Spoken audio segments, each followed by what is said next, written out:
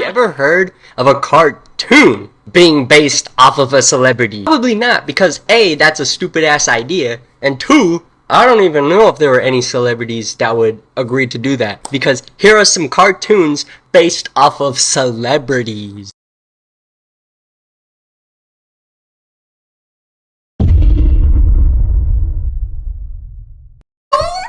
Sorry, I just had to, bro, because Jackie Chan Adventures, yes, this is a real show, was honestly not too bad of a show. I only know of this show because back when I didn't have TV, my sister and I admittedly were desperate to watch anything animated, and this was one of them. An action cartoon based on Jackie Chan sounds pretty out there, but fitting, admittedly. And that's exactly what the show is. Starring and voiced by Jackie Chan himself, Jackie Chan Adventures focuses on, well, Jackie Chan going on adventures, although it's actually very entertaining, and the fact that it's actually voiced by Jackie Chan makes it all the more intriguing.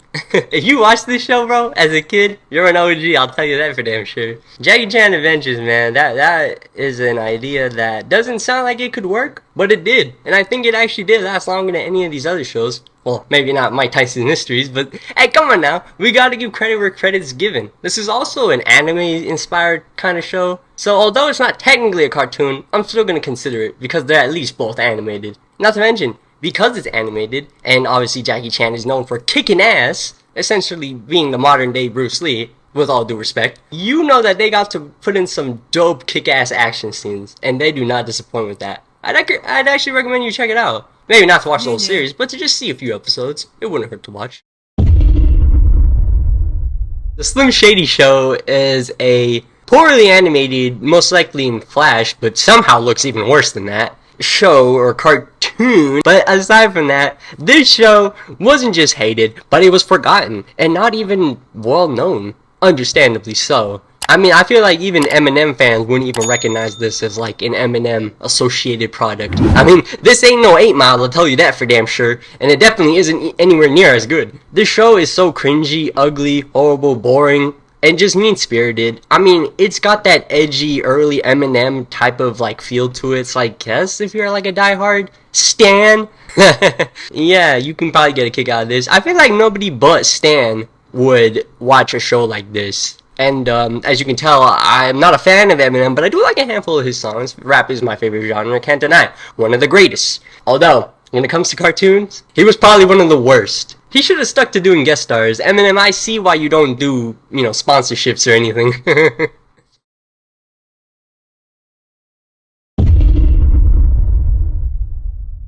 Kashi Mysteries. Sorry, I tried to do Mike Tyson's voice. Yeah, you got that right. A cartoon featuring Mike Tyson and revolves around mysteries. That sounds like a dog shit idea. But weirdly enough, it was surprisingly incredibly successful. I mean, lasting more than 2 seasons, that's not a tribute a lot of people get. I mean, even the Boondocks only got like 4 seasons, and that show was one of the most popular. But Mike Tyson's Mysteries is exactly what it sounds like.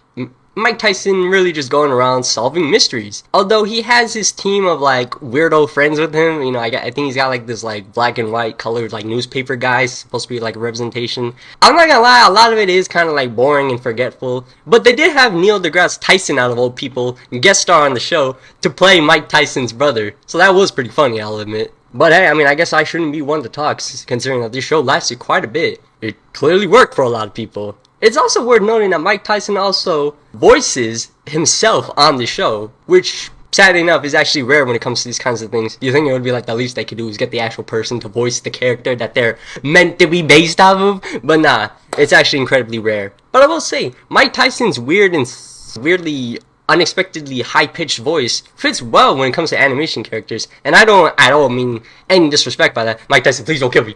But I will say, I would have much rather watched this show than the Mike Tyson-Jake Paul fight. That was depressing as hell. Yeah, so if you're ever going to check out any of these shows, you should probably go and check out Mike Tyson's Mysteries. I think it's actually one of the only shows that's on a streaming service. Probably because it was one of the only few that wasn't forgotten and left to be forgotten with moldy old time. I guess by that association, we should also call Bizaardvark, which features Olivia Rodrigo and Jake Paul. I wouldn't necessarily call them celebrities, but I guess they kinda are. And this is a show that, although it wasn't based off them, kind of started them. That's a shitty take, but I thought it was worth mentioning. It's pretty funny. Now they say celebrities get special treatment, but I'm starting to think they do. Cause if celebrities get their own cartoon, I want one. Subscribe to make that happen, and I promise you, I do you way better than any of these garbage fucking shows. Thanks for watching me to the end. Let me know what other shows I missed. Thanks you guys so much for watching, especially if you made it to the end. Love y'all.